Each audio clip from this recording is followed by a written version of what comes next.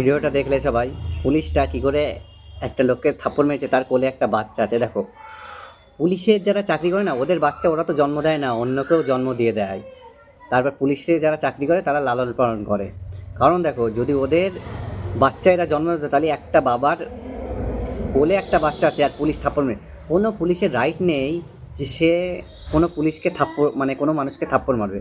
যদি সে অন্যায় কাজ করে তাকে একমাত্র কোর্ট সাজা দেবে, ঠিক আছে? আর দেখো, আমি সত্যি কথা বলছি, এই পুলিশের যারা চাকরি করে এদের বাচ্চা এরা জন্ম দিতে পারে না, ওই লোকে জন্ম দেয়, এরা লালন পালন করে। হয়তো এরকম কাজ করবে নাকি কোনো ইন্ডিয়ান পুলিশ? আর হ্যাঁ, এইসব কাজ শুধু একমাত্র ইন্ডিয়ান পুলিশ ছাড়া কেউ করতে পারে না। আর এখন কী বলতো, আমাদের আইন, হাইকোর্ট, সুপ্রিম কোর্ট গাঁজা খেয়ে ঘুমাতে গিয়েছে। যা মানে আমি কেস করি, পিয়া এলে সুপ্রিম কোর্ট নিজে বলেছে যে কোনো জায়গায় অত্যাচার দেখলে আওয়াজ ওঠাতে পারে। হ্যাঁ ভাই, সে অন্যায় কাজ করতেই পারে, যদি লোকটা অন্যায় কাজ করে তাই কোর্ট সাজা দেবে, তুই সাজা দেওয়ার কে?